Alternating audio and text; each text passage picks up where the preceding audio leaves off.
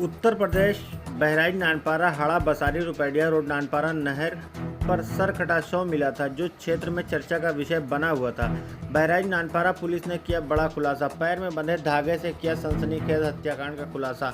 आपको बताते चलें, बहराइच एसओजी और नानपारा कोतवाली पुलिस ने सनसनीखेज हत्याकांड का खुलासा कर दिया है। प्रेमी ने शादी के दबाव बनाने पर दोस्त के साथ मिलकर प्रेमिका का गला काटकर हत्या कर शव जंगल के में तथा उसके सिर और कपड़े को बैग में भरकर सरयू नदी में फेंक दिया। पुलिस ने युवती के पैर में बंधे काले धागे से हत्याकांड का खुलासा किया। युवती की पहचान सकलपा गांव निवासी शिवा के रूप में हुई है। जिले की कोतवाली नानपारा क्षेत्र में हाड़ा बसारी गांव के पास जंगल में एक युवती का सरकटी लाश बरामद हुई थी। युवती का अर्धनग्न अवस्था में बरामद हुआ था। उसके शरीर पर मात्र अंडरगारमेंट्स थे, जबकि उसके शरीर में अनोख गंभीर चोट और सिर विहीन लाश का खुलासा करना पुलिस के लिए चुनौती बना हुआ था। पुलिस अधीक्षक वृंदा शुक्ला ने बताया कि घटना का खुलासा के लिए कोतवाली नानपारा पुलिस एसओजी और under training CO Aarti Tiwari को लगाया गया था। मृतक की पहचान पुलिस के लिए सिर्फ चुनौती बनी हुई थी, लेकिन शव के पैर में बंधे धागे के माध्यम से पुलिस ने हाथ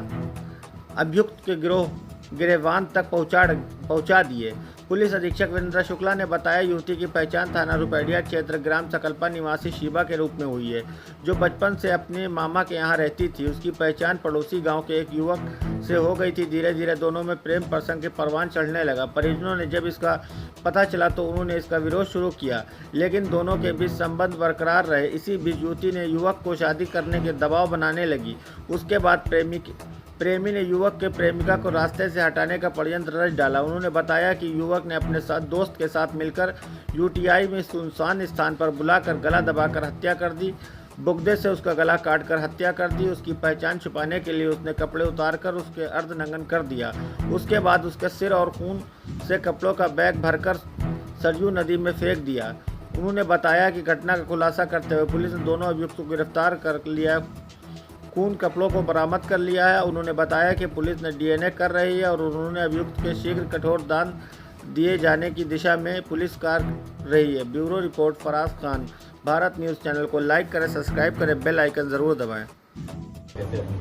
जी 21 जुलाई को थाना नानपारा के क्षेत्रांतर्गत हाड़ी बसेरा गांव में सरयू नदी के पास एक जंगल है, वहां पर एक लगभग 20 वर्षीय लड़की का शव बरामद हुआ था, जिसके ऊपर सर नहीं था, एक हाथ नहीं था, अन्य कुछ उंगलियां मिसिंग थी और ये शव सिर्फ अपने अंडरगारमेंट्स में पाया गया था। तो तत्काल इसका संज्ञान लेते हुए सभी वरिष्ठ अधिकारियों द्वारा घटनास्थल का निरीक्षण किया गया था और पोस्टमार्टम की रिपोर्ट आने के उपरांत पुलिस द्वारा इस सूचना पर मुकदमा पंजीकृत कर अपनी जांच शुरू कर दी थी और एसपी ग्रामीण महोदय और प्रशिक्षु क्षेत्राधिकारी महोदया हर्षिता तिवारी के नेतृत्व में थाना नानपारा की टीम और एसओजी सर्वेलेंस की टीम द्वारा बेहतरीन खुलासा इस घटना का किया गया है। और जो बात विवेचना में स्पष्ट हुई है वो ये है कि ये लड़की मुस्लिम समुदाय की थी और इनका एक प्रेम संबंध एक हिंदू समुदाय के लड़के के साथ चल रहा था। दोनों परिवारों में इस बात को लेकर तनाव था और दोनों को इस संबंध समाप्त करने के लिए हिदायत दी गई थी।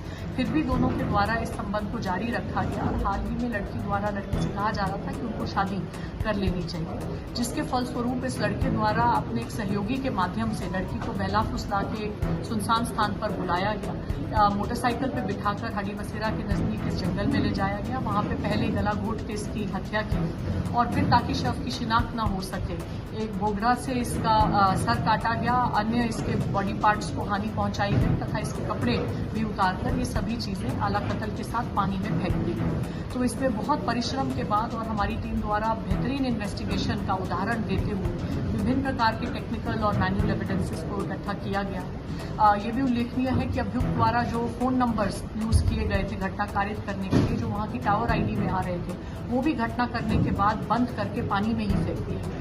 और जो विभिन्न गुमशुदगियां निकटतम थानों में लिखी गई थी, निकटतम जनपदों में लिखी गई थी, उन सभी पे हम कार्य कर रहे थे और एक ब्रिलियंट इन्वेस्टिगेशन का उदाहरण देते हुए प्रशिक्षु क्षेत्राधिकारी महोदया द्वारा बहुत पिन पॉइंटेड तरीके से चिन्हित किया गया कि जो गुमशुदगी एक रुपैडिया थाने में लिखी गई थी वो इस घटना से जुड़ रही थी और वही ये लड़की थी और अन्य एविडेंसेस जुड़ने से हम इस घटना का खुलासा कर पाएंगे। अब जो शव से हमने डीएनए सैंपल्स रिटेन किए हैं उनका मिलान मृतका के परिवारजनों के डीएनए से किया जाएगा। अभियुक्त के कपड़े भी बरामद कर लिए गए हैं जो कि मृतका के खून से लेस हैं। घटना के दौरान यूं तक के वहीं जंगल में छुपा दिए गए थे, उनसे भी मृतका के डीएनए का मिलान किया जाएगा। और माननीय न्यायालय से हम अनुरोध करेंगे कि इस दुर्दांत घटना के लिए दोनों अभियुक्तों को अधिक से अधिक सजा फास्ट ट्रैक ट्रायल के माध्यम से मैम ये केस को खुलासा करने के लिए अभी आपने बताया कि एक धागे की बहुत बड़ी अहम भूमिका थी, वो उसके बाद जी उस शव के अंडरगारमेंट्स के अतिरिक्त सिर्फ एक ही चीज थी, काला धागा पैर में बंधा हुआ था।